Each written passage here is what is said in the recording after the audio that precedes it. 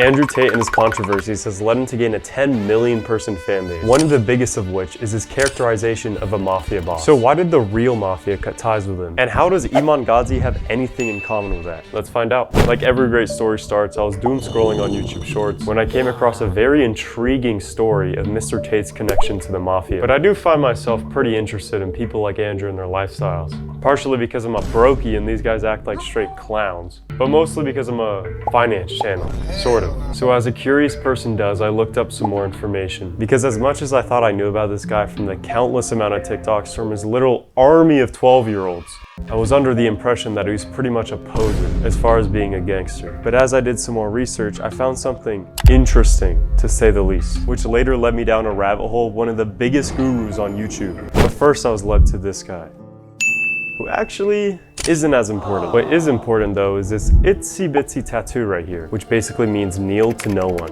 Pretty badass to say so myself. And in the Romanian crime scene, that basically means he's a made man, which if you live under a rock, means a well-respected and high-up individual in whatever crew he's rolling with. What makes our guy relevant though is that he's also seen with this guy. And among the other people who are interested in this topic, he's considered to be the head of this crime family. And these guys are responsible for some pretty violent actions. Allegedly.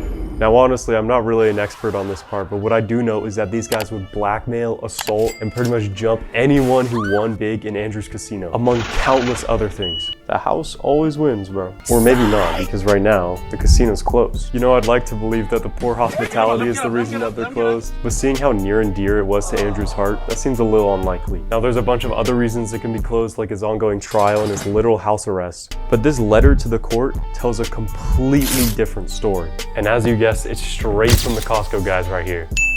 Which is why this photo from earlier is so important, because it's literally the exact same machine in Andrew's casino. Which is also in this video of someone about to get jumped for winning big.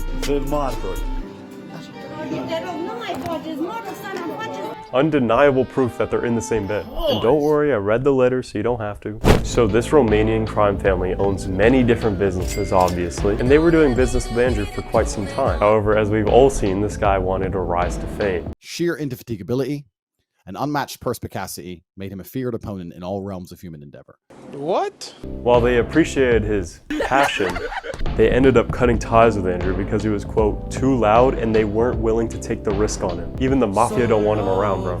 Which is not as romantic as whatever Andrew Tate's saying. So in Romania, I have 15 branches of a casino. There's no live dealers. It's just. But I was honestly dumbfounded to find out that someone this big is literally connected to a crime family, bro. Especially Iman Gadzhi.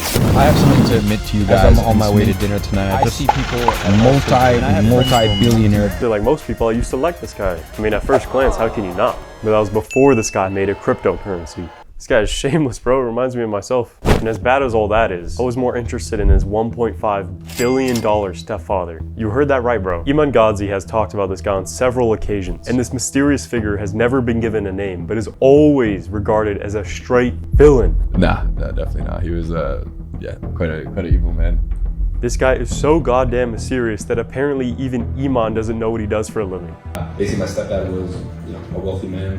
What do you do for a living? That's how you know he's wealthy. I never knew. This feels like a conspiracy, bro. I'm about to disappear. However, nothing is truly hidden on the internet, and after a little bit of research, I found out some more details about this guy. His name is Iman Gadzhi.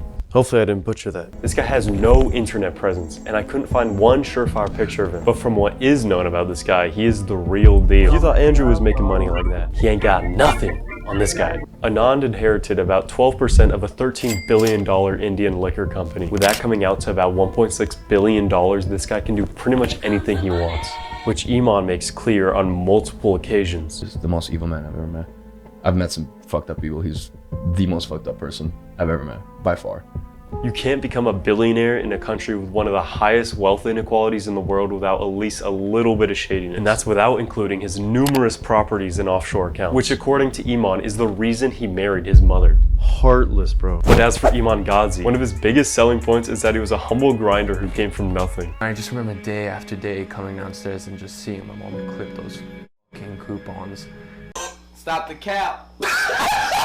This guy did not come from nothing, bro. He's a max prestige international student at worst. Now, honestly, I'm not a hater of any of the people in this video because that's on some parasocial shiz, but there is something to be learned about from both of these dudes' backgrounds. Do not be influenced by the gurus you see every day, bro, because you honestly have no idea where they come from and they don't have any idea where you come from. But you do know that I'm a real one. So if you want to watch someone succeed or most likely fail, I'm going to try and make 100K soon, so subscribe for that. Also, join my Discord if you want to meet other like-minded people. But that's about it. Rent is due.